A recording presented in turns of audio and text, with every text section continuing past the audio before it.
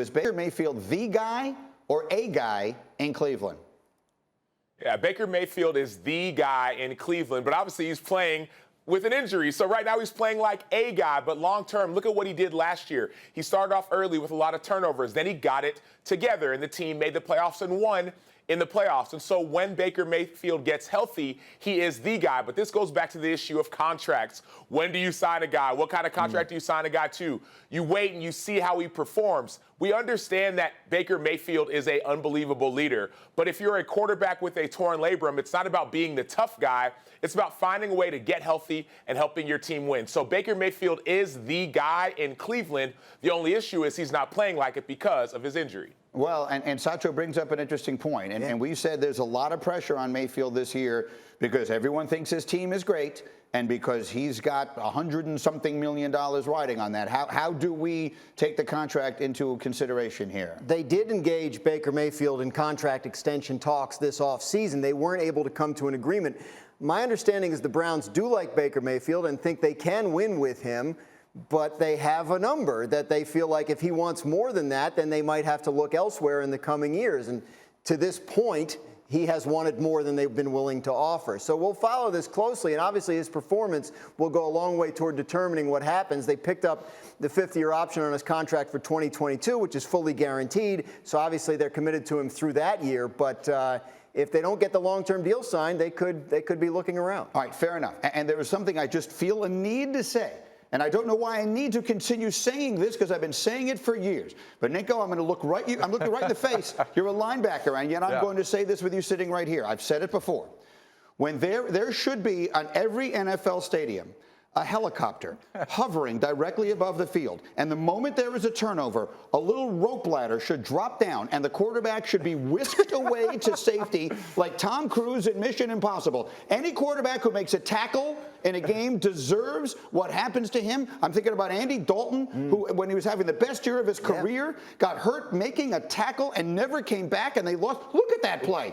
Andy Dalton was having the best year of his career. He never came back. Quarterbacks should not make tackles. Ninkovich, your thoughts? I agree with you on that one, but Baker didn't make a tackle there. He got ran over. He got hit stick. Like, that wasn't a tackle. If you watch that thing, when I saw it, I said, whoa, oh my goodness, he got ran over. So, I mean, listen, you don't want your quarterback trying to attempt tackles. But why is he even in the scrum? Why are you in the scrum? Because he knows. What's he doing? That is not a tackle.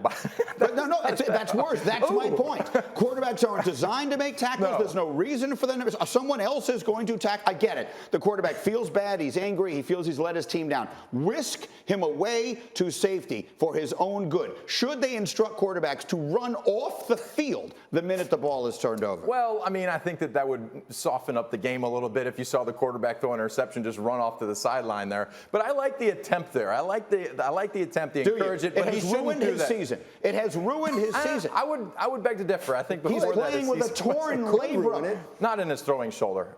Not his throwing shoulder. You think that injury is not part of the reason that he is playing as mediocre football as he is? Well, that injury happened, and he was playing mediocre before that injury. Sacho, am I right or am I wrong, Sacho? You are wrong. You are wrong. You are wrong. Let me give you an example. I remember when I was playing with the Bears, 2018, we had a punter, Pat O'Donnell, phenomenal punter.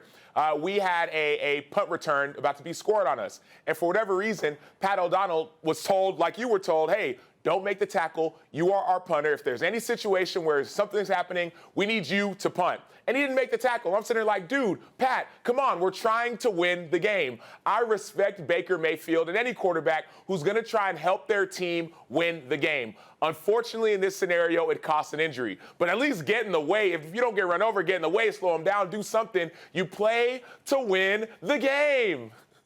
Did he just bring up a punter? I mean, a friend of mine, Pat McAfee's been on the show before. Yes. Let's not insult the punters here.